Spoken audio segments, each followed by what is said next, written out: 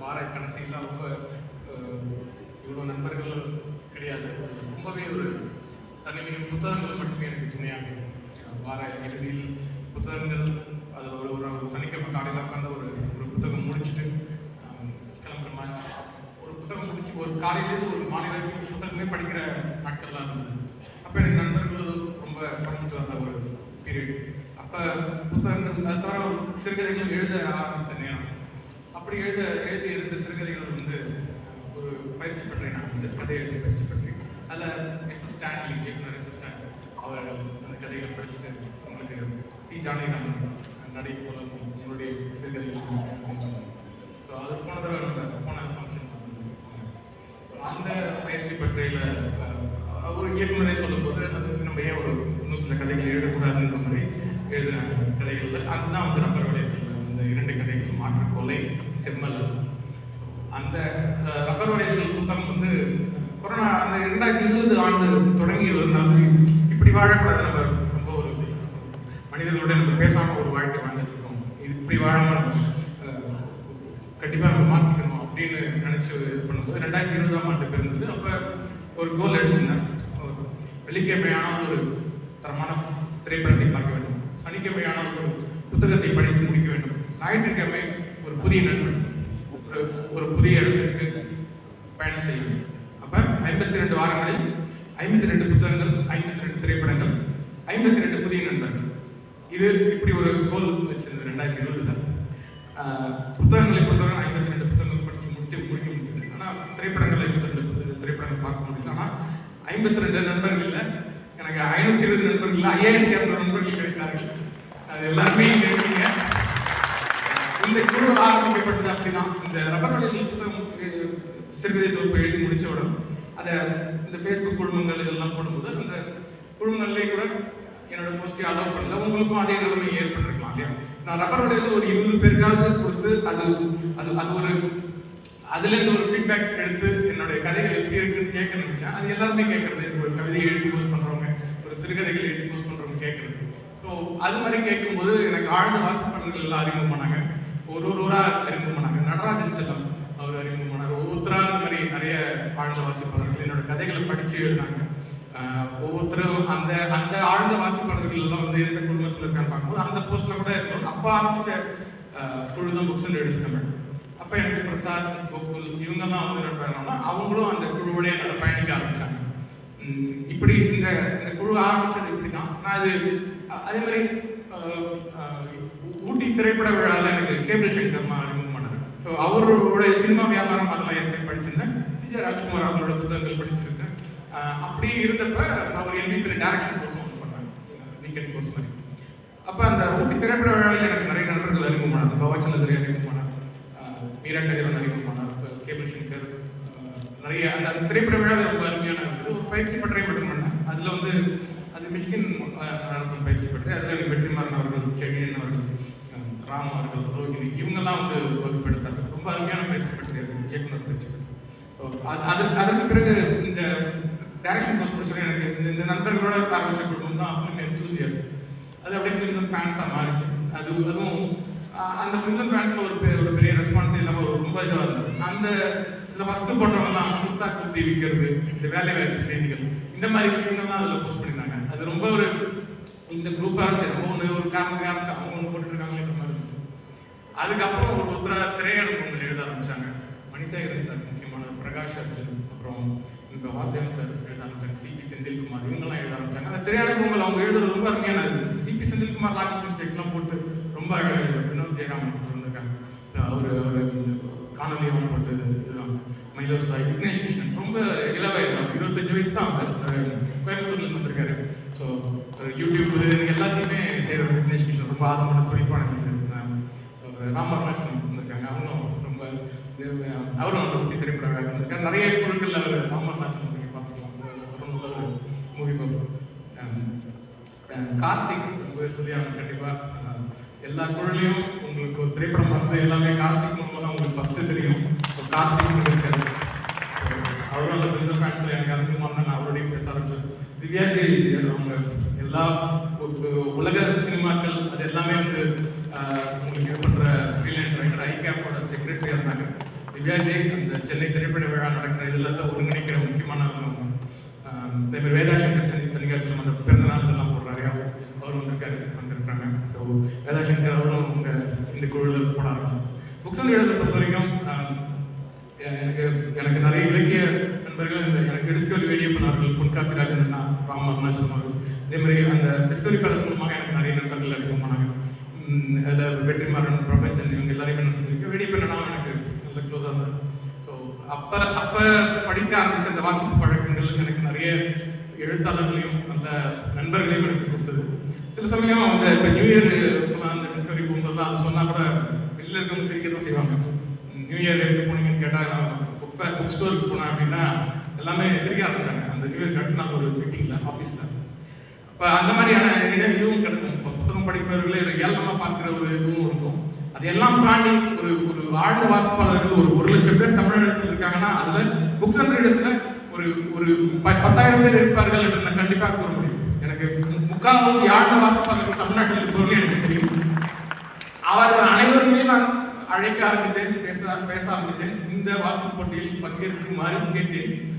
அந்த வாசிப்பாளர்கள் அனைவரும் கருணாமூர்த்தி சார்ல எனக்கு அப்படிதான் பழக்கம். சீனி சந்திரசேகரன் சார் ஃபேஸ்புக்கில் ரொம்ப இதாக இல்லை, ஆனால் நான் அவர் கேட்டுக்கிட்டேன். அவர் சீனி சந்திரசேகரன் சார் போனதே நம்ம சொல்லியிருக்கோம். ரொம்ப ரொம்ப முக்கியமான காரணம், செங்கல்பட்டுல ஒரு பிரின்சிபல், ஸ்கூல் பிரின்சிபல் அவருக்கு ஒரு பழக்கம்.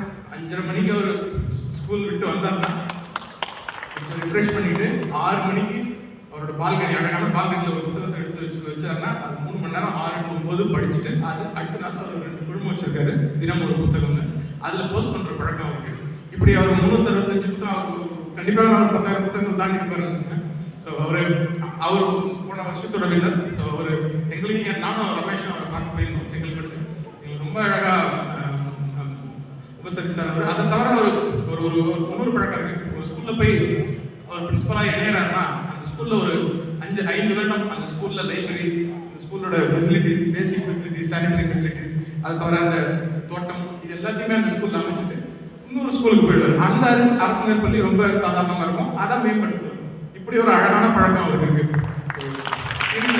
ரொம்ப ரொம்ப முக்கியமானது. கருணாமூர்த்தி சார் எனக்கு ஒரு ஆச்சரியம் தான். எந்த புத்தகம் கொடுத்தாலும் 3 மணி நேரத்தில் படிச்சு முடிச்சிருவாரு. சரவண தங்கப்பா வந்திருக்காரு. அவருடைய 80களின் காலம்லாம் கருணாமூர்த்தி சார் ஒரு 3 மணி நேரத்தில் படிச்சு முடிச்சிட்டாரு. அவருக்கு இன்னும் இவ்வளோ இதாக படிச்சுட்டு போடுறாரு அப்படின்னாரு. ஸோ கருணாமூர்த்தி சார் ரொம்ப பெரிய ஆச்சரியம். அவர் ரொம்ப அவர் பண்பு கலைஞர். அவர் நிறைய ஓவியமும் வரையவர். அவர் எந்த குழுமம் வந்தாலும் அவருக்கான மரியாதை தனி. அவர் எப்பயுமே அவரை நிறைய பேர் அவரை பீட் அடிக்கணும்லாம் நீங்கள் ஒரு கோல் வச்சுருப்பீங்க. அது செய்ய வேண்டாம். உங்களுடைய சென்ற வருட சாதனை தான் உங்களுடைய கோலாக இருக்கணும். அதை முறியடிக்கிறது தான். கருணாமூர்த்தி சார் நமக்கு எல்லாம் வேற ஒரு தளத்தில் இருக்கிறார். அவருடைய 70 புத்தகங்கள் படித்திருக்கிறார், படித்து பதிவிட்டார். அவர் அது கண்டிப்பாக யாராலையும் எவ்வளோ சாத்தியம்னு தெரியல. அதுக்கு முன்னாடி வருடம் கருணாமூர்த்தி சார் 2021 சரி, 2022 சரி, 2023 சரி, அவருடைய புத்தகங்கள் 3 மணி நேரத்தில் படித்து முடிச்சிருக்காரு. அவர் கிட்டத்தட்ட இந்த 3 வருடங்கள் எடுத்துக்கிட்டாலே ஒரு 1500 புத்தகங்கள் படிச்சிருக்காரு. உண்மையிலே கருணாமூர்த்தி சார் நான் போய் பார்க்கும்போது என்ன ரொம்ப இதாக இருந்துச்சு. இப்போ இப்பயும் நான் அவரை பார்த்து அடிக்கடி பேசுவேன். அவரும் எனக்கு ஃபோன் பண்ணி விசாரிப்பார். அது தவிர அவருடைய நிறைய பேரை அழகாக வரையவர். ரொம்பவே ஒரு பண்பு கலைஞர். அது அவர் எப்படி வாழ்க்கை எடுத்துக்கிறாருங்கிறது நமக்கெல்லாம் ஒரு பாடம். உண்மையிலே நான் அவர் ரொம்பவே மதிக்கிற ஒரு பர்சனாலிட்டி கருணாமூர்த்தி சார். அவரையும் வணங்கி வரவேற்கிறேன். அதுக்கப்புறம் அமிர்தம் சூர்யா சார் நான் பார்த்ததில்லை, இப்போதான் நான் பார்க்குறேன். வணங்கி வரவேற்கிறேன் இந்த நிகழ்வுக்கு. உண்மையிலே நீங்கள் வந்து ரொம்பவே சந்தோஷம். நிறைய ஆழ்ந்த வாசிப்பாளர்கள் ரொம்பவே சந்தோஷம்.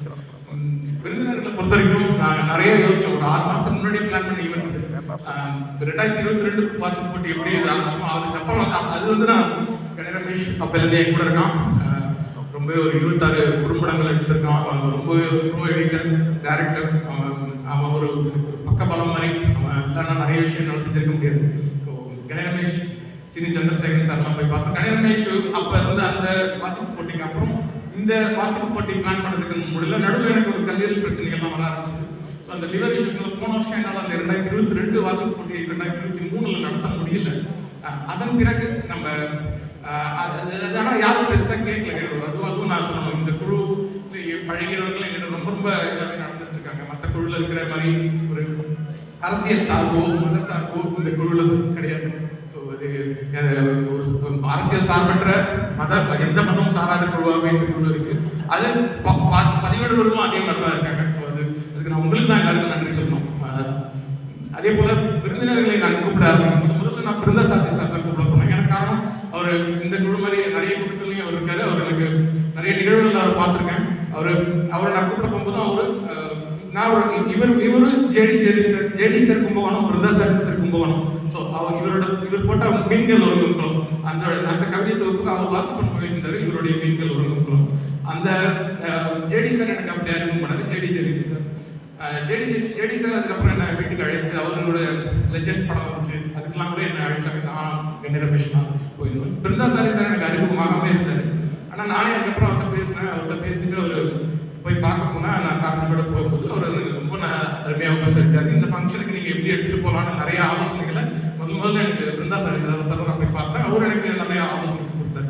ஸோ அதுலேருந்து இந்த கெஸ்ட் எல்லாம் கூப்பிட ஆரம்பிச்சது. அதுக்கப்புறம் உங்களுக்கே தெரியும் நினைக்கிறேன் நிறைய பேர் நாங்கள் இன்னைக்கு போனோம். அதுக்கு அடுத்தது நான் சமோலிப்பன் சார் எனக்கு என்னுடைய நபர்களில் வெளியானப்ப அது ஒரு கொரோனா காலம். இந்த கொரோனா காலத்தில் வெளியானப்ப நான் எல்லாருக்கும் அனுப்பிச்சிருந்தேன். சமோலிப்பன் சார் இப்போ தேவைப்பட்டியில் இருந்தாங்க. அவங்களுக்கும் நான் அங்கேயும் அனுப்பிச்சிருந்தேன். அப்போ திரும்பி வந்தப்ப இந்த மாதிரி ஒரு வாசல் போட்டி நடத்துகிறேன், நீங்கள் கண்டிப்பாக வரணும் அப்படின்னு சொன்னால் அப்பயும் கொரோனா திருப்பி வந்தது இல்லையா. ஸோ அந்த ஓமிக்ரான் டெல்டா அந்த பீரியட்ல திருப்பி அவர் அங்கே இருந்தார். அந்த 2022 வாசல் போட்டிக்கு அவர் வர முடியல. ஆனால் இந்த தடவை அவர் நான் கண்டிப்பாக கூப்பிடணும்னு போய் கூப்பிட்டேன். அவரும் ஒத்துக்கிட்டாரு. சமோலிப்பன் சார் எனக்கு ரொம்ப பிடித்த இலக்கிய ஆளுமை, நிதிமையான ஹெச்ஆர் அவர் அவசியம் ஒரு நிகழ்வுகளை ஒழிக்கிறத பற்றி ஒரு புத்தகம் எழுதினார். 80 புத்தகங்கள் எழுதியிருக்கிறார் சோமலிப்பன் சார். இந்த நிகழ்வுகள் வந்து எனக்கு ரொம்பவே மகிழ்ச்சியான தருணம். 25 ஆண்டுகளை எழுத்துலகத்தில் நிறைவு செய்கிறார் சோமலிப்பன் சாரை இந்த நிகழ்ச்சிக்கு வணங்கி வரவேற்கிறேன். இதே மாதிரி புக்ஸ் அண்ட் ரீடர்ஸும் அவருக்கு ஒரு வாக்குறுதி கொடுத்திருந்த இந்த மாதிரி புக்ஸ் அண்ட் ரீடர்ஸ்லையும் ஒரு நாள் உங்களுடைய புத்தகங்களை பற்றி மட்டுமே ஒரு கலந்துரையாடல் செய்யலாம் அப்படின்னு நான் சொல்லினேன். அந்த கலந்துரையாடலும் வெகு விரைவில் செய்யலாம்.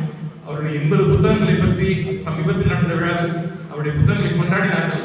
முக்கியமாக இட்லியா வேர்கள், அது எமோஷனல் இன்டெலிஜென்ஸ் பற்றின அந்த புத்தகம். 2வது அல்ல படம் அவரோட சீரீஸ் உங்களுக்கு தெரிஞ்சிருக்கும்.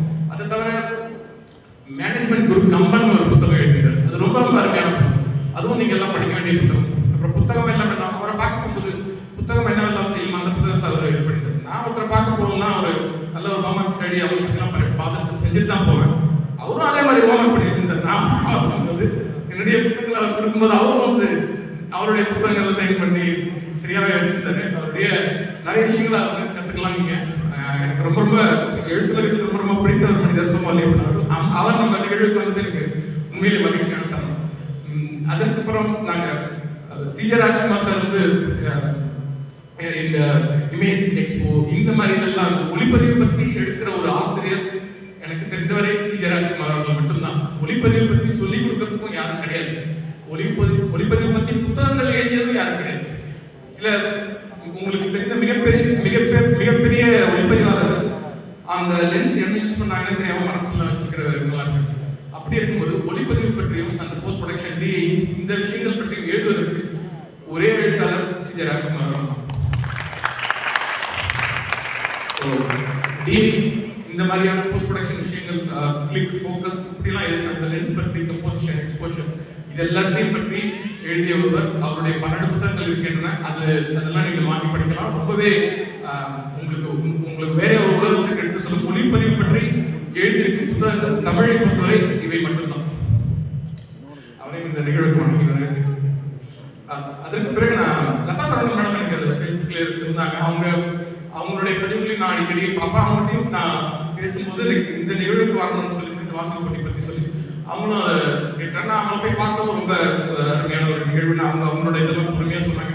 அவங்க இந்த ட்ரெண்டெல்லாம் தெரிஞ்ச ஒரு எழுத்தாளராக நான் அவங்கள பார்க்குறேன்.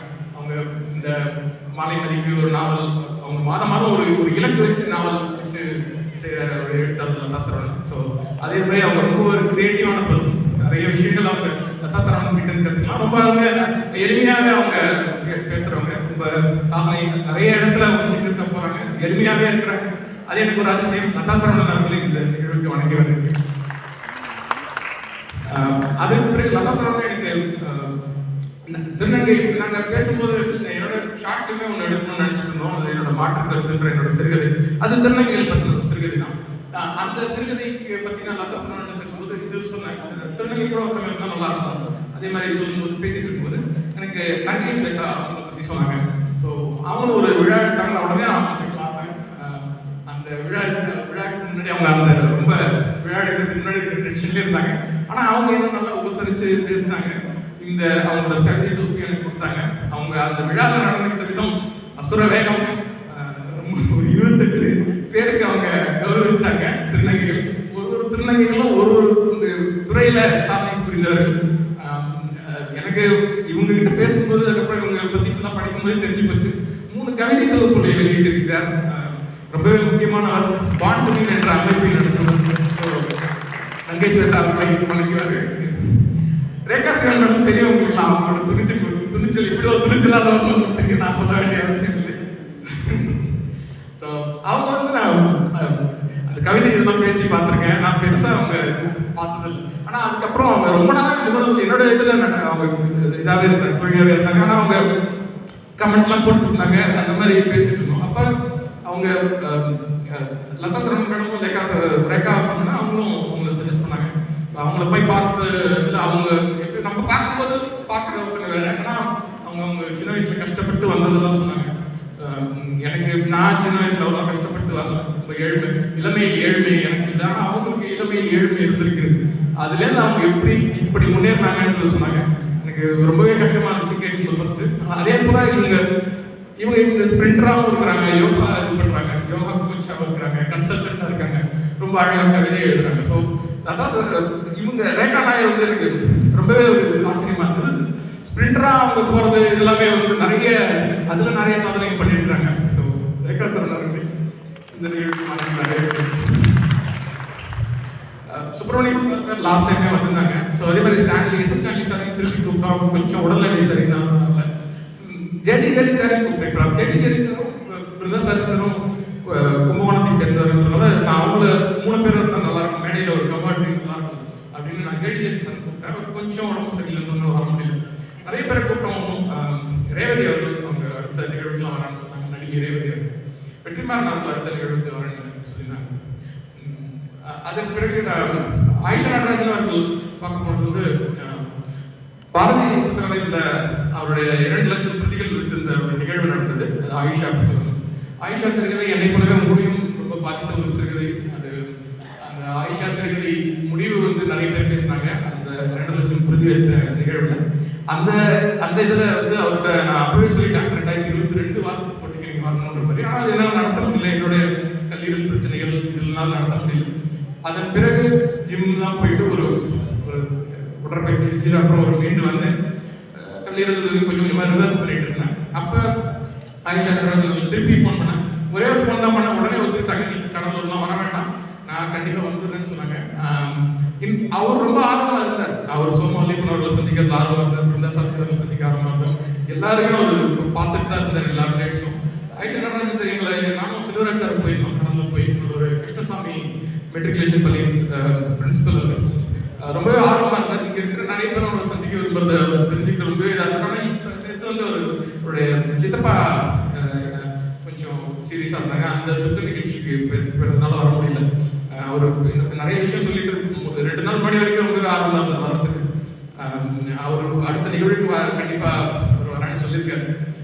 அதனால தான் அவர் கடைசி நேரம் வரைக்கும் நீங்கள் ஒரு 7 மணிக்கு வந்தால் கூட பரவாயில்ல அப்படின்ற மாதிரி சொல்லியிருந்தோம். கொஞ்சம் டிலே பண்ணதுக்கு காரணமாக தான் ஆயிஷா நடராஜன் அவர்கள் கண்டிப்பாக இங்கே வரணும்ட்டு ஒரு 2 நாள் மணி வரைக்கும் வரேன்னு சொல்லிட்டு இருந்தாங்க. சுப்பிரமணிய சிவா சார் கொஞ்சம் இந்த ஷூட்டிங் இருக்கு அப்படின்னு சொல்லியிருந்தாங்க. அவங்களும் வர முடியல. ஆனால் அவங்க போன ஃபங்க்ஷனுக்கு வந்து அவங்க பேசி இது பண்ணாங்க. நிறைய பேர் அழைச்சிருந்தோம். ஒருங்கிணைப்பாளர்களை பொறுத்த வரைக்கும் கணேசன் கார்த்திக், கணேஷ் வந்து கணேஷ் என் கூடயே தான் இருப்பான். என் கூடயே தான் முடிச்சுட்டு அவங்க ஒரு 26 குறும்படங்கள் எடுத்த ஒரு டேரக்டர். ஸோ அவனுடைய மட்டன் ஷார்ட் ஃபிலிம் நம்ம ஃபேன்ஸில் யூடியூப் சேனலில் போட்டோம். கொஞ்சம் யூடியூப் சேனல் யூடியூப் சேனல் பிரின்சல் ஃபேன்ஸ் யூடியூப் சேனல் கொஞ்சம் தூசி தட்டி கொஞ்சம் அதில் எடுக்க போடும்போது ரமேஷோட குறும்படத்தை முதல்ல போட்டோம். இந்த என்னுடைய சிறுகதைகளில் ஒரு ஷார்ட் ஃபிலிம் எடுத்திருந்தோம். அது தமிழ்நாடு ஷேர் செய்து அதுவும் அடுத்து கார்த்திக் ரொம்பவே ஸ்பெஷல், ரொம்ப ஸ்பெஷல் கார்த்திக்.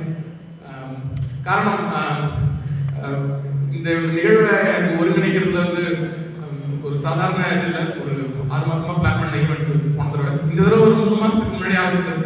கார்த்திகோட துணை இல்லாமல் இவ்வளோ விஷயங்கள் செஞ்சிருக்க முடியாது. ஒரு நிறைய விஷயத்த கூப்பிடுறது எல்லாமே நான் செஞ்சுட்டாலும் இந்த ஸ்டேஜ் இதாகட்டும், இந்த பிஆர்ஓ இது இந்த விஷயங்கள் எல்லாமே சேர்த்து கார்த்திக் எனக்கு ரொம்ப பக்கபலம். இந்த மேடையில் தேங்க்ஸ் சொல்ல முடியாது, எந்த இடத்துலையும் தேங்க்ஸ் சொல்ல முடியாது. கார்த்திக் ரொம்ப ஸ்பெஷல். அவனுக்கான விசிபிலிட்டி ஒன்றும் கிடைக்கலன்றது தான் என்னுடைய இது. மேல் ஆங்கர்ஸ்லேயே வந்து பெஸ்ட் ஆங்கர் கார்த்திக் சொல்லுவேன். காரணம் ஒரு சனிக்கிழமை அவனை அழைத்தா நாங்கள் 30 மூவி ரிவ்யூ பேசுவோம். 30 மூவி ரிவ்யூ 8 மணி நேரத்தில் எடுப்போம். ஒன்று ஒரே டேக் தான். அவன் பேசுகிற படங்கள் சிலதெல்லாம் நான் பார்த்துருக்க மாட்டேன், போயிருக்க மாட்டேன். ஆனால் அவன் 30 ரிவ்யூ பேசுவான் 8 மணி நேரத்தில். 11 மணிலேருந்து 7 மணிக்குள்ள 30 திரை விமர்சனங்களும் சீரீஸ் விமர்சனங்களும் பேசுகிற அளவுக்கு ஒரு திறமையான ஒருத்தர் கார்த்திக். காந்தாரா ரிஷப் ஷெட்டி இங்கே வந்தப்ப அவர் இந்த காந்தாரா படத்துக்கு ப்ரொமோஷன் தமிழில் வெளியான போது அந்த ப்ரொமோஷனுக்கு முதல்ல வந்தப்போ ஒரு நிறைய மீடியாக்கள் நிறைய இருக்கிறாங்க. அவர் முதல்ல பார்த்து ஹக் பண்ணது கார்த்திகை தான். அவனுக்கு நீங்க உங்களுடைய சேனல் இந்த மாதிரி இருக்கும்போது கார்த்திக்கு கண்டிப்பாக வாய்ப்பு தர வேண்டும். காரணம் இப்ப இருக்கிற ஆங்கர்லாம் மேல் ஆங்கர் நான் பார்க்குறேன். கார்த்திக் அளவுக்கு திறமையானவர்கள் யாரையும் சொல்ல முடியாது. நிறைய விஷயங்கள்ல சமயோஜித புத்தி ஆகட்டும், இந்த பிரசன்ஸ் ஆஃப் மைண்ட் வேலை செய்யற இது எல்லாமே கார்த்திக்கு இருக்கிற திறமை நான் யாரையும் பார்க்கல. உண்மையிலே கார்த்திக்கான அந்த வெளிச்சம் இன்னும் நிறைய கிடைக்கலன்றது தான் என்னுடைய இது. அது ஃபிலிம்ஸ் அண்ட் ஃபேன்ஸ் மூலமாகவே கிடைக்கும்ன்றதும் என்னுடைய அசம்ஷன். அது எப்படி போகும்போது உங்களுடைய இதுக்கும் வாய்ப்புகளுக்கும் கார்த்திக் ஒத்தனையே இந்த எனக்கு அடுத்தது இந்த ஃபுல்லாக மேனேஜ் பண்ணது கார்த்திக் தான். அவன் இல்லைன்னா இந்த நிகழ்வு இவ்வளோ இதாக சிறப்பாக நடந்திருக்க முடியாது. ஸோ கார்த்திக் இந்த நேரத்தில் நான் நன்றி சொல்ல முடியல. இவ்வளவே மத சார்பு இல்லாமல் அரசியல் சார்பு இல்லாமல் இப்படி தான் எடுத்து போயிருக்கு. உங்கள் அனைவருடைய பங்களிப்பு நீங்களும் அடுத்தடுத்த நிலைக்கு செல்வதற்கு இந்த குழு கண்டிப்பாக உதவியாக இருக்கும். உங்களுக்கு மற்ற குழுவை கூட நிறைய விதிமுறைகள்லாம் எனக்கு சின்ன இஷ்டம் கிடையாது. பெருசாக இல்லாமல் அப்படியே தான் இந்த இது நடந்திருக்கு. அதே போல செலிபிரிட்டியும் உங்களால் சந்திக்க முடியுது. நிறைய பேர் இந்த குழுக்கள் இருக்கிறார்கள். அவங்களும் வந்து ஆர்வமா பேசுவாங்க. ஜெரி சார் ஆர்வமா பேசுவார். ஒரு நிறைய பாராட்டி இந்த குழுவில் வர்ற பதிவுகளை பார்க்கறதுல சொல்லுவார். ஸோ நீங்கள் அனைவரும் பிரியா வெங்கடேசன் நிறைய ஆர்வமா போட்டுறாரு. எனக்கு இந்த மாதிரி பிரியா வெங்கடேசன் மாதிரி நிறைய பேர் எனக்கு அறிமுகமானாங்க. அது இந்த குழு மூலமாக கிடைச்ச ஒரு வரம் தான் சொல்லணும். உங்கள் அனைவரையும் வணங்கி வரவேற்கிறேன். குளிர்ச்சியான பொருளோ வெப்பமான பொருளோ எதுவாக இருந்தால் பாதரசத்தை நீங்கள் கீழே அடச்சி என்று தரையில் சிந்திவிட்டால் சேர்ப்பது மிக கடினம். நூல் அப்படித்தான். ஒரு நூல் இந்த சமூகத்தை காட்டும். ஒரு நூல் ஒரு சமூகத்தினுடைய வளர்ச்சியை மாற்றத்தை அவதானிக்கும். ஒரு நூல் ஒரு இனத்தினுடைய வன்மம், கோபம், கருணை எல்லாவற்றையும் அடைகாத்து வைத்துக் கொண்டே இருக்கும். தவறான நூலை நீங்கள் தவறான நூல் அல்லது தவறான சிந்தனையில் நூலை எழுதிவிட்டால் அடச்சி என்று சேர்ப்பது கடினம். எனவே பாதரசமும் நூலும் ஒரே தன்மையானது. அது எல்லாவற்றையும் செய்யும். உதாரணத்துக்கு ஒன்றே ஒன்று சொல்லலாம். நெப்போலியன் ரஷ்யாவிலிருந்து படையெடுத்து திரும்பி வருகிற போது அந்த நாட்டில் இருக்கக்கூடிய வைரம், வைடூரியம் எதையும் கொண்டு வரவில்லை. பனிசருக்கு வண்டியிலே புத்தகங்களை மட்டும்தான் கடத்தி கொண்டு வந்தான். புத்தகம் அவ்வளவு முக்கியமானது.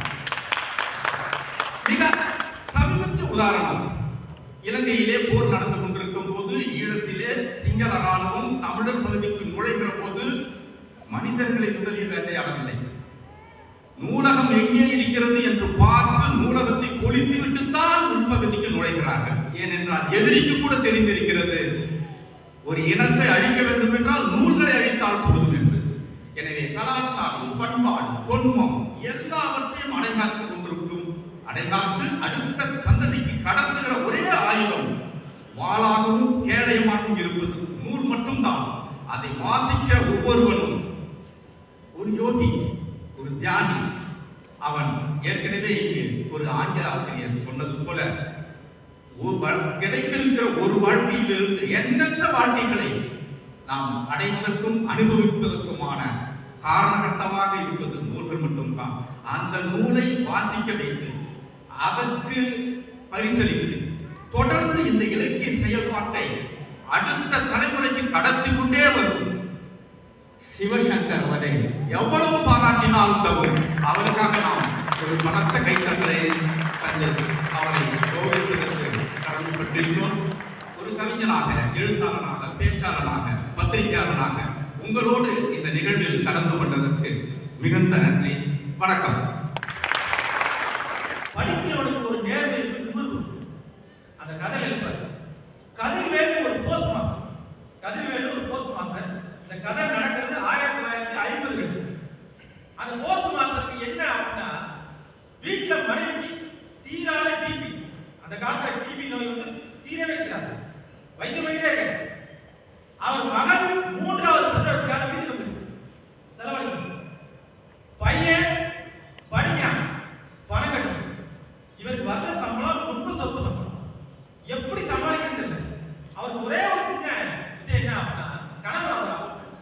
என்ன கனவு பாருங்க, நம்மளுக்கு பணம் கிடைச்சா இந்த பணத்தை வந்து நம்ம என்னென்னலாம் செய்யலாம். டெய்லி கனவு வரும். ஒரு நாள் ஒரு தபால் வரும். அந்த தபால் யாருக்கு அப்படின்னா எல்லம்மாள் அப்படிங்கிற ஒரு வயசான பாட்டி. வீட்டுக்கு கொண்டே போறாரு. அது மணியாடு. அவர் எல்லம்மாள் தெரியும். அவர் பையன் அப்பப்ப பணம் வாசல் உட்காந்து எல்லம்மா கூப்பிடுறாரு. அந்த அம்மா வரவே இல்லை. என்னடா வரவே இல்லை சொல்லி வெளியே வந்து ஊர் பண்டையார் பார்க்க. பண்டையார் பார்த்து சொல்றாரு, உங்களுக்கு விஷயமே தெரியாதா, எல்லம்மா செத்து போச்சு. சரி, எல்லம்மா பையன் நினைப்பான் அவரு. ஆமாங்க. உடனே அந்த பண்டையார் சொல்றாரு, எல்லம்மா செத்து போனதுக்கு ஊர்ல வசூல் பண்ணினாங்களா, இங்கிலீஷ் எனக்கு பண்ணோம், கொஞ்சம் செலவாயிடுச்சு. எது இந்த மணியாடு எல்லம்மா தான் வந்திருக்கு. அந்த அம்மா இறந்து போச்சு. இவர் என்ன பண்ணி போறாரு அப்படின்னா, அந்த அம்மா இறந்து வச்சிருக்கு, நாங்க இறுதி சடங்கை பண்ணோம், அதுக்கு செலவு ஆச்சு, மணியாடு வந்திருக்கு அப்படின்னு. இவர் சொல்றாரு, வந்திருக்கு ரொம்ப சொற்ப பணம் அப்படின்னு. இல்ல இல்ல சும்மா தான் கேட்டேன் அப்படின்னு சொன்னேன். இப்ப இவர் அந்த மணியாடு பார்த்து கையில் போயிட்டு ஒரு மரம் தள்ள வந்து ஒரு மரம் தள்ள பார்த்து வேறு யோசிக்கிறேன், எவ்வளவு பணம் பார்க்கலாம் பார்த்தேன். 500 ரூபாய். யோசிக்கிறேன், இந்த 500 ரூபாய் பணம் இருந்தா நம்ம மனைவிக்கு உடனே வைக்கணும், நம்ம மகனுக்கு பிரசவத்தை படிக்கலாம், நம்ம பிள்ளைக்கு ஃபீஸ் கட்டலாம், கொஞ்சம் சில்லறை கணக்கு எல்லா கணக்கையும் உடனடியாக அடிக்கலாம். நாளைக்கு வந்து நம்ம நிம்மதியா வரலாம் அப்படின்னு யோசிக்கிறேன். யோசிச்சுட்டு சரி அந்த தபால என்ன பண்ணி பார்ப்பேன் அப்படின்னு இருக்கேன். உள்ள யார் எழுதினா அவருடைய மகன் எழுது. அந்த மகன் கூட வேலை வாங்க என்ன எழுதினா, அன்புள்ள அம்மா, உங்கள் மகன் என்னோடு தான் வேலை பார்த்தார். உங்கள் மகன் என்னோடு தான் வேலை பார்த்தார். சிறுக சிறுக சேகரித்து ஒரு 500 ரூபாயை சேர்த்துக்கிட்டான். ரொம்ப சமீபத்தில் தான் அவன் இறந்து போனான். இறந்து போகும்போது கடையில ஏற்றினான், எங்க அம்மா ரொம்ப கஷ்டத்துல இருக்காங்க, இந்த பணத்தை அவங்களுக்கு எப்படியாவது சேர்த்து அப்படின்னு சொல்லி இந்த 500 ரூபாய் பணத்தை கொடுத்தான். இந்த 500 ரூபாய் பணம் அப்படிங்கிறது மிகப்பெரிய தொகை. அவன் எதுக்காட்டா, 500 ரூபாய் பணத்தை எனக்கு கொடுத்து ஒன்று கொடுத்துட்டோம்னா நான் இன்னொரு முறை வரும்போது நான் பார்க்கிறேன் அப்படின்னு. இப்ப போஸ்ட் மாஸ்டர் பார்க்கறாரு. அவர் எடுத்து செலவழிச்சா கூட யாருக்கும் தெரியாது. ஏன் அப்படின்னா சம்பந்தப்பட்ட ஆள் இறந்து வச்சு அதை அனுப்பணும்னு இறந்து போயிட்டான், யாருமே கிடையாது. கொஞ்ச நேரம் யோசிக்கிறேன். யோசிச்சுட்டு துண்டு எடுத்து தொடச்சிட்டு நான் பேனா எடுத்து சம்பந்தப்பட்ட ஆள் இறந்து விட்ட காரணத்தால் பணத்தை நான் உரியவருக்கு திருப்பி அனுப்புகிறேன் என்று கையெழுத்து போட்டுவிட்டு கம்பீரமாக தன் நிழலிலே நடந்து போனார் அப்படின்னு சொல்லி சார்பாக அந்த கதையை முடிப்பார். நண்பர்களே, படிக்கிற ஒவ்வொருத்தருக்கும் ஒரு நேர்மை திமிர் இருக்கும். அது அறம் கொடுத்த நேர்மை, அறம் கொடுத்த திமிர். ஆகையால் வாசிப்பு என்பது ரொம்ப முக்கியமான ஒன்று என்று சொல்லி இந்த வேலையை நன்றி கூறுவார்கள். பாட்டு வாசிக்கிறது இப்போ செவிய வாசிப்பு வந்துருச்சு. மின்னூல் தாண்டி இப்போ ஆடியோ புக்ஸ் கேட்குற அளவுக்கு டெக்னாலஜி வளர்ந்துருச்சு. வாசிப்புங்கிறது ரொம்ப கம்மிச்சு. ஆனால் ஃபீல்டோட படிக்கணும்னா அந்த புத்தகத்தை திறந்து பார்த்து அந்த பேப்பர் ஸ்மெல்லு, திருப்புற சவுண்டு இதெல்லாம் ஃபீல் பண்ணி படிக்கும் போது தான் புத்தகத்தோட இம்பார்ட்டன்ஸ் தெரியும், வாசிப்போட இம்பார்ட்டன்ஸ் தெரியும். இப்படி வாசிப்புங்கிறது எல்லாருடைய தேவை கூட, அத்தியாவசிய தேவை கூட. அதனால் வாசிப்பு எந்த இடமா இருந்தாலும் மேலிருந்து கொண்டு விடும் அப்படிங்கிறது தான் என்னுடைய கணிப்பு. வாய்ப்பளித்த விருந்தினர்களுக்கு நன்றி. ஃபேமிலி ரொம்ப பெரிய ஃபேமிலியும் கூட. ஸோ அப்போ பெண்கள் வந்து அதிகமாக, நான் பிறந்தது வந்து 1981. அந்த டைம் வந்து என்ன வந்து அதிகமாக வெளியில் போகக்கூடாது, லைப்ரரி போகக்கூடாது அப்படின்னு சொல்லுவாங்க. எனக்கு அது ஒரு பெரிய கவலையாகவே இருந்தது. ஏன் படிக்கிறதுல என்ன ஆகிட போகுது, ஏன் என்னை படிக்கக்கூடாதுன்னு வந்து தடுக்கிறாங்க அப்படிங்கிற நிறைய வருத்தம் வந்து எனக்கு இருந்தது. அவங்க லைப்ரரி போகல. லைப்ரரி போனால் எங்கள் தாத்தா சொன்ன வார்த்தை தான், லைப்ரரிக்குலாம் அனுப்பினா அவ்வளோதான், அதோட இப்படியே சொன்னாங்க. அது ஏன் எதனால அந்த தாட் வந்து, இத்தனைக்கும் தாத்தா வந்து படிச்சவங்க ஓல்டாஸில் வந்து இன்ஜினியராக ஒர்க் பண்ணுவாங்க. ஸோ அப்படி இருக்கும்போது ரொம்ப மனசு கஷ்டமாக இருந்தது. அதுக்கப்புறம் நான் வந்து படித்து நான் கரஸ்பாண்டன்ஸ் டிகிரி முடிச்சுட்டு நான் வேலைக்கு போகும்போது பக்கத்தில் ஒரு லைப்ரரியில் போய் ஜாயின் பண்ணேன். 3 புக்கு ஃபஸ்ட்டு இருந்தாங்க. நான் 3 புக்கு வாங்கிட்டு காலையில் வாங்கிட்டு வந்தேன். நைட்டு நான் கொண்டு போய் அவர்கிட்ட கொடுக்குறேன். அவர் 8 மணிக்கு 3 புக் படிச்சுட்டு, அவர் இப்படிலாம் கொண்டாந்து கொடுக்கக்கூடாது, அட்லீஸ்ட் ஒரு நாளாவது கையில் வச்சுட்டு கொண்டாந்து கொடுக்கணும். அவருக்கு தெரியாது, என்னைக்கோ ஒரு நாள் கிடைச்சிருக்கு, முதல் கிடைச்ச ஒரு வாய்ப்பு அப்படிங்கிறது வந்து அவருக்கு தெரியாது. அதே மாதிரி இந்த புத்தகம் படிக்கும் போது இன்னைக்கு டிஓடி வந்திருக்கு, ஆடியோ புக்ஸ் வந்திருக்கு. ஏன்னா ஜென்ரேஷன்ஸ் மாறிக்கிட்டே வரும்போது ஏதாவது ஒரு விதத்தில் வாசிப்பு அனுபவத்தை எப்படியாவது கொடுக்கணும் அப்படிங்கிறதுனால இந்த மாற்றங்கள்லாம் வந்துகிட்டே இருக்கு. இருந்தாலும் ஒரு புத்தகத்தை வாங்கி அதை பிரித்து அதை ஸ்மெல் பண்ணி அதை வந்து கையில் வச்சு ரசிச்சு இத்தனை பேஜ் நீங்க படிச்சுட்டேன்பா அப்படின்னு ஒரு குறிப்பு சின்னதாக ஒரு பேப்பரை மடக்கி வைக்கிற சந்தோஷம் எங்கெங்க இருக்கு. இது வந்து இங்க இருக்கிற இன்னைக்கு பேசின எல்லா ஆளுமைகளும் வந்து இதை வந்து ரசிச்சிருப்பாங்க. ஸோ அது வந்து எனக்கு ரொம்ப பிடிச்சிருந்தது. இன்னைக்கு வந்து முக்கியமா சிவசங்கர் சார் வந்து நான் ஏன் பாராட்டணும்னா, நான் என்ன பேசணும் வந்தேன்னா அவருடைய வெட்க மரியாதை ஆசைகள் அப்படிங்கிற புத்தகம் வந்து எனக்கு கொடுத்திருந்தாரு. அதை பத்தி தெளிவா பேசணும்னு நினைச்சேன். நேரம் காரணமாக அந்த இருக்கிற உணர்வுகளை பத்தி மட்டும் நான் சொல்றேன். ஏமாற்றம், அன்பு, ஏதாவது ஒரு சோஷியலான ஒரு விஷயத்தை ஒரு சமுதாய நோக்கத்தோட அதை அக்கறையா எப்படி சொல்லணும் அப்படிங்கிறது வந்து ரொம்ப அழகா அந்த சிறுகதைகள் வந்து அவர் கொடுத்திருந்தாரு. இதை பத்தி நான் கண்டிப்பா ஒரு ரிவ்யூ எழுதி போடணும். ஏன்னா அந்த அளவுக்கு அந்த கதைகளுடைய கணம் வந்து இருந்தது. அதுக்காக நான் அவருக்கு ஒரு ஸ்பெஷலான ஒரு வாழ்த்து சொல்லிக்கிறேன். இதையெல்லாம் தாண்டி நான் சொன்னேன் இல்லையா, படிக்கிறதுனால என்ன லாபம் அப்படின்னா, இன்னைக்கு படிக்கிறதுனால இத்தனை பேர் உட்காந்துருக்கீங்கன்றத பார்க்கும் போதே சந்தோஷமா இருக்கு. ஒரு டைலாக் சொல்லுவாங்க, சுஹாசினி மேம் கிட்ட வந்து நம்ம சிவன் மாஸ்டர் சொல்லுவார், சங்கீதத்தை பத்தி யாராவது பேச மாட்டாங்களா, ஒரு வார்த்தை அதை பத்தி என்கிட்ட விவாதிக்க மாட்டாங்களா அப்படின்னு எத்தனை தடவை நான் வந்து கஷ்டப்பட்டிருக்கேன் தெரியுமா, ஒருத்தரை சந்திச்சிட மாட்டோமா நான் ஏங்கி இருக்கேன் தெரியுமான்னு ஒரு டைலாக் சொல்லுவார். அதே மாதிரி என்னுடைய வந்து வியாபார உலகம், நான் வந்து வடச்சென்னையில சாந்தி சர்வீஸில் ஒரு நிறுவனம் நடத்திருக்கேன். ஒரு 300 பீப்புள் ஒர்க் பண்றாங்க. யாரும் வாசிக்கிற பழக்கம் கிடையாது, எங்க வீட்லயும் யாருக்கும் வாசிக்கிற பழக்கம் கிடையாது. நான் ஒரு பேப்பர் எழுதும்போது என் கணவர் விளையாட்டா சொல்லுவார், ஒரு முழு பேப்பர் எப்படி வேஸ்ட் பண்ணுவார். இது ஒரு விளையாட்டு தான். இருந்தாலுமே என்னன்னா வந்துட்டு அந்த எனக்கு வந்து யார்கிட்டயுமே பேச முடியாது. என்னுடைய எழுத்துக்களை பத்தியோ நான் ஒரு புத்தகம் நான் ரசிச்சு படிக்கிறேன்னா அந்த ரசனையை வெளிப்படுத்த முடியாது. இங்க இத்தனை பேர் வரவழைச்சு இந்த புத்தகத்தை வாசிக்கிறதுக்காக அதுக்கு ஒரு மெனக்கடல் எடுத்து ஒரு அவார்டு கொடுக்குறாங்க. நிஜமாலுமே ஹேட்ஸ்ஆஃப், ரொம்ப பெரிய ஒரு கைத்தட்டல் கொடுக்கணும். முயற்சி நிச்சயமா இன்னும் வந்து இந்த விருது வழங்கும் விழா இன்னும் அதிகமாகணும், அரங்கம் நிறையணும், நிறைய பேர் வந்து இதுக்கு வந்து உத்வேகத்தை எடுத்து கொண்டு போகணும்னு நான் வந்து வேண்டி கேட்கிறேன். பண்ணவங்க எல்லாருமே வந்து ரொம்ப அழகா பண்ணாங்க. அந்த யானை கதை என்னன்னா வந்துட்டு, புதுச்சேரியில ஒரு யானை இறந்துச்சு. நம்ம எல்லாருமே நம்ம படிச்சிருக்கோம். அந்த யானை இறந்தப்போ அது கூட வந்துட்டு இப்ப சோஷியல் மீடியாலலாம் வந்துட்டு என்னன்னாலும் வந்து அதை எடுத்து ஒரு போட்டோ எடுத்து போடுறாங்க, அந்த மாதிரி பண்றாங்க இல்லையா. என்னுடைய கதையின் ஆர்வம் வந்து அந்த யானை இறந்துருக்கு, தெரிஞ்சவங்க தெரியாதவங்க, அது ஒரு நாள் கூட பார்க்காதவங்க, தினமும் அதை தினசரி வந்து பார்க்குறவங்க எல்லாருமே அதனுடைய வருத்தத்தையும் வேதனையும் உண்மையாகவும் தெரிவிக்கிறாங்க. ஒரு எப்படி சொல்றது, அந்த வருத்தத்துல ஏதாவது ஒரு ஆதாயம் கிடைக்குமா அப்படிங்கிறதையும் யோசிக்கிறாங்க. இதெல்லாம் பண்ணும்போது அந்த ஐயன் வந்து சொல்றாரு, அந்த கோவில் தர்மகர்த்தா வந்து சொல்றாரு, லக்ஷ்மி ரொம்ப புனிதமான யானை, அந்த யானையை வந்து நம்ம தோட்டத்தில் புதைச்சிருக்காங்க, ஏன்னா அது ரொம்ப புனிதமானது. அப்ப அந்த யானை இறந்து இருக்கு இல்லையா, அந்த யானையினுடைய ஆன்மா வந்து எதிர்த்து அங்கே போய் உட்கார்ந்துட்டு அது பேசுறது யாருக்கும் கேட்காது, பட் அது பேசுது. நீங்களாம் எதை புனிதம்னு சொல்றீங்க, அது கேள்வி கேட்கும். எதெல்லாம் நீங்களாம் புனிதம்னு சொல்றீங்க, நான் எவ்வளவு இழந்த தெரியுமா, என்னுடைய அம்மா கிட்ட இருந்து என்னை பிரிச்சு கூட்டிட்டு அதை விஷுவலா வரும். அது சொன்னா லென்த்தா இருக்கோன்றதுனால ஷார்ட்டா சொல்றேன். ஸோ அது வரும், அது ஒரு பயிற்சி பண்றது அது இருக்கும். அந்த இடத்துல ஒரு யானைக்கு ஒரு நம்ப அங்க இருக்கும், அது ரெண்டும் பிரியும், அந்த 2 யானையுமே பிரியும். யானைக்கு எங்க நிர்வாணம் இருக்கும், ஆனா அந்த ஒரு இடத்துல நான் எழுதி அது குடிக்கும் போது இந்த யானை அந்த மேல தண்ணி ஊற்றும் போது அந்த நிர்வாணத்தை வந்து அது மறைக்க முடிவாங்க, வெக்கப்படும்.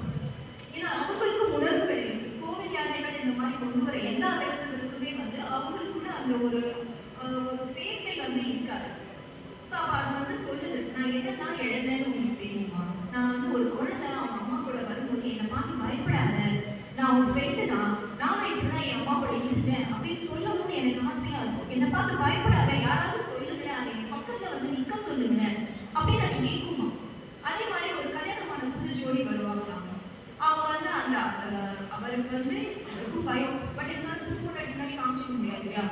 இவங்களுக்கு பயமே இல்லை, இருந்தா எனக்கு ரொம்ப பயமா இருக்கு அப்படின்னு வந்து வீட்டுக்காரர்கிட்ட போறது, அவங்க வந்து எடுத்து பிடிச்சிட்டு நீ பயப்பட நான் இருக்கேன் கிட்ட வாங்க அப்படின்னு ஒரு தைரியத்தோட அவர் போறது. இந்த அந்யோன்யத்தை நான் இழந்துட்டேன். ஸோ அது என்னதான் இழந்ததுங்கிறத ஸ்டெப் பை ஸ்டெப்பா சொல்லிட்டே வரும். அது சொல்லி முடிக்கும் போது அது ஏன் இழந்தது, நான் என் கற்பனையில எழுதுனேன், அது இறந்ததுக்கு வேற காரணம் இருக்கு, பட் நான் என் கற்பனையில என்ன எழுதுறேன்னா இது வந்து அந்த கோவில் திருவிழாக்கு அலங்காரம் பண்ணி எப்படி வராங்க இதோட அந்த இது காலேஜ் அந்த யானை ஒரு சர்க்கஸ் கூட அந்த மொழி அவங்க 2 பேருக்கும் 5 ரூபாய்க்கு கான்டாக்ட் பண்ணாங்க. மறுநாள் இந்த யானை இருக்கு. இது வந்து கலைமகள்ல எனக்கு அவார்டு கிடைச்சிருக்கு. நான் ரசிச்சு ரொம்ப இதுவா எழுதின ஒரு கதை, அதனால உங்ககிட்ட இதை வந்து எனக்கு பகிர்ந்துக்கணும்னு தோணுச்சு. வாய்ப்புக்கு நன்றி. அவர் அசிஸ்டன்ட் டைரக்டர், அவர் அசிஸ்டன்ட் கேமராமேன். அந்த மாதிரி ஒரு சூழல்ல வந்து நாங்கள் கொடுத்த அந்த டிராஃப்ட் வந்து அவருக்கு ரொம்ப இம்ப்ரெஸ் ஆகி நான் சொன்னால் எப்போ எடுத்தாலும் சரி ஆயிஷா நீங்கள் மட்டும்தான் பண்ணுவீங்க, அதுக்கு நான் உத்தரவாதம் கொடுக்குறேன், எவ்வளோ வருஷமானாலும் நான் காத்துட்டு இருக்கிறேன். இந்த இடைப்பட்ட காலத்தில் வந்து நிறைய ஃபிலிம் மேக்கர்ஸ் வந்து அவரை அணுகுனாங்க, உடனே படம் பண்ணுறேன் அப்படின்னு ஆயிஷாவை.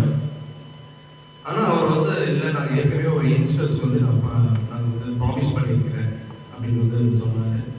அதுக்கப்புறம் ஆயிஷா வந்து நாங்கள் படமாக்குறோம். நிறைய உலக திரைப்பட விழாவில் வந்து பங்கேற்று நிறைய விருதுகள் கொடுக்குறது எனக்கு ஒரு ஒளிப்பதிவான சிறப்பான ஒரு தொடக்கமாக இருந்தது. Children's film society of India வந்து அந்த திரைப்படத்தை வந்து அவங்க வாங்கிட்டாங்க. அதுக்கப்புறம் நிறைய திரைப்படங்கள் வந்து நான் பணியாற்ற வாய்ப்பு கிடைச்சிது.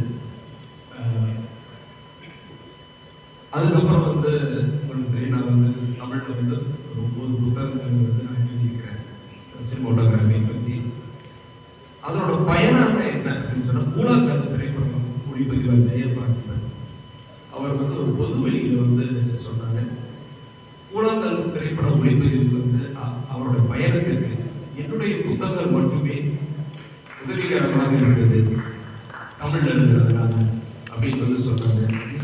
Satisfying moment for me yes or right. இப்போ வந்து ஜெகதீஷன் அவர்கள் வந்து சிவசங்கர் ஜெகதீஷன் வந்து இப்போ மேடையில் கொஞ்ச நேரம் இப்போ பேசிய விருதுகள விழா நடுவலியே அவர் வந்து என்கிட்ட வந்து ஒரு 3 ப்ரோக்ராம் வந்து எப்படி செய்யலாம் ஒரு சினிமோட்டோகிராஃபி பேஸ்டா அப்படின்னு சொல்லி இப்போவே வந்து அவர் வந்து அந்த ப்ரோக்ராம் பற்றி கால அட்டவணை வந்து என்கிட்ட கொடுத்துட்டாங்க. ஸோ எப்படி ஒரு அவருக்கு இருக்க அந்த ஆர்வம் வந்து ரொம்ப ரொம்ப முக்கியமானது. நீங்கள் விருதில் இந்த விழாவில் விருது வாங்க அனைவருக்கும் இன்னைக்கு ஒரு டிஜிட்டல் ஏஜில் வந்து இன்ஃபர்மேஷன் வந்து நிறையா இருக்குது. ஆனால் வந்து அதை வந்து ஒரு கட்டமைப்புக்குள் கொண்டு வர்றது தான் மிகப்பெரிய சவால். அதுக்கு வந்து இந்த மாதிரி ரிவ்யூஸ், ஏன்னா இன்னைக்கு வந்து ரிவ்யூஸ்ன்றதே கிடையாது, எல்லாமே ஒப்பீனியன் மேக்கர்ஸாக தான் இருக்கிறாங்க. ஆனால் ஒரு ரிவ்யூஸ் அப்படின்றது வந்து அனாலிசிஸ், அந்த ஃபார்ம் வந்து இந்த மாதிரி ஒரு அமைப்பாக மட்டுமே உருவாக்க முடியும்னு நான் நம்புகிறேன். நன்றி, வணக்கம். போது நிறைய டிராவல்ல வந்து எனக்கு வந்து நிறைய யோசனைகள் சிந்தனைகள் ஆழமா இருக்கிற பட்சத்துல வானம் பார்த்த தாரகை அப்படின்னு 3ஆம் தொகுதி தொகுப்பும் கோவிட்ல இருந்து எழுத ஆரம்பிச்சு வெளியிட்ட ஒரு பப்ளிகேஷன் வச்சு இப்போ 2 புக்கு எழுதி வச்சிருக்கிறேன். அடுத்த மாசம் ஜூன் மாதம் சொல்லுவாங்க எல்ஜிபிடி பிரைட் மந்த்னு சொல்லி உலக அளவில் கொண்டாடுற ஒரு மாதமா இருக்கு. தற்கொலை தானங்கள் கல்யாண கனவுகள் அப்படிங்கிற 2 வேறு கவிதை தொகுப்பை தற்கொலை பண்ணிக்கிற நிறைய திருநங்கைகள் சமூகம் காதலாலும் உறவுகளாலும் உறவினர்களாலும் தள்ளப்படும் போது அந்த தற்கொலை எப்படி குடித்தண்ணீராக மாறுகிறது இந்த சமூகத்துல, அது தண்ணீரை தருவது இந்த சமூகமா இல்ல நானா அப்படின்றதுக்காக அந்த தற்கொலை தாகங்கள் கவிதை தொகுப்பா வருது. எனக்கும் கல்யாணம் பண்ணிக்கணும்னு ஆசை. அது காதல் ஆழமானது, உண்மையானது, உணர்வுபூர்வமானது. ஒரு பூவுக்குள்ள தேனும் மண்டும் போயிடும், ஆனா அதோட வாசனை தான் நம்மளுடைய வாழ்க்கை முழுவதும் வரும் சொல்லுவாங்க. அந்த வாசனையாக என்னுடைய எழுத்து வந்து என்னவாச்சுன்னா, நான் கற்பனை கலந்த ஒரு உலகத்துல நான் நான் முழு பெண்ணா ஒரு கல்யாண வீட்டுல ஒரு மாமியாருக்கு மருமகளாகவும் ஒரு கணவனுக்கு மனைவியாகவும் என்னுடைய கல்யாண கனவுகள் எப்படி இருக்குன்றதுக்காக கல்யாண கனவுகள் அப்படின்ற கவிதை தொகுப்பும் எழுதி வச்சிருக்கேன். அது அடுத்த மாதம் 29ஆம் தேதி கதைப்போமா வாங்க ஒரு நிகழ்ச்சி வெளியிட போறேன். இந்த வாய்ப்பை ஏற்படுத்தி கொடுத்த என் தோழி லதா தான் இதுக்கு காரணம். நான் வந்து பேசுறேன் அப்படின்னா she is a support to encourage me and சேட்டா வந்து ஒரு ரைட்டர் அப்படின்னு சொல்வதற்கான சூழலை நான் அமைச்சிக்கிறதுக்கு காரணம் எனக்குள்ள இருக்கிற பெண்மை, இந்த பெண்மையை பின்னாடி இருக்க தகுந்த பெண்மை, அந்த பெண்மை நான் சொல்லுவேன். ஸோ வாழ்க்கைகள் டீம் எல்லாருக்கும் திருநங்கைகள் பற்றின நிறைய புரிதல் நிறைய பேருக்கு எல்லாருக்கும் தெரியும். நான் ஒரு 5 விரல் அழகா சொல்லிடலான்னு இருக்கேன். தெரிந்து கொள்ளுங்கள், புரிந்து கொள்ளுங்கள், அறிந்து கொள்ளுங்கள், பகிர்ந்து கொள்ளுங்கள், ஏற்றுக்கொள்ளுங்கள். இதை விட ஒரு ஆணையும் ஒரு பெண்ணையும் ஈஸியா ஜட்மெண்ட் பண்ணி சைட் பண்ணிட்டு போயிட்டே இருக்கலாம். ஆனா திருநங்கைகள் அப்படின்றவங்க ஒரு புத்தகம் படிக்க படிக்க வாசனை மிகுந்த எழுத்துக்களால் உங்களுடைய செவிகளுக்கும் விழிகளுக்கும் உங்கள் பேனா முனையில் வரக்கூடியவர்கள் திருநங்கைகள். Thank you so much everyone. Thank you Sivasankar. இந்த நிகழ்வு அடுத்த வருஷம் இதை விட சிறப்பா அமைவதற்கு என்னுடைய வாழ்த்துக்கள். I support also. அண்ட் விருது பெற்ற எல்லாருக்கும் ரொம்ப ரொம்ப இதோட விட்டுறாதீங்க.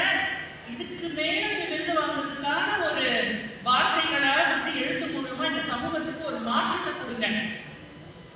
கடைசியா ஒரே சொல்லிட்டு போறேன். நம்மளுடைய வாழ்க்கை என்பது ஒரு அர்த்தம். ஆனா புத்தகம் என்பது ஒவ்வொரு புது புது அர்த்தங்களையும் கொடுக்கக்கூடியது. அதை என்னைக்கும் மறந்துடாதீங்க.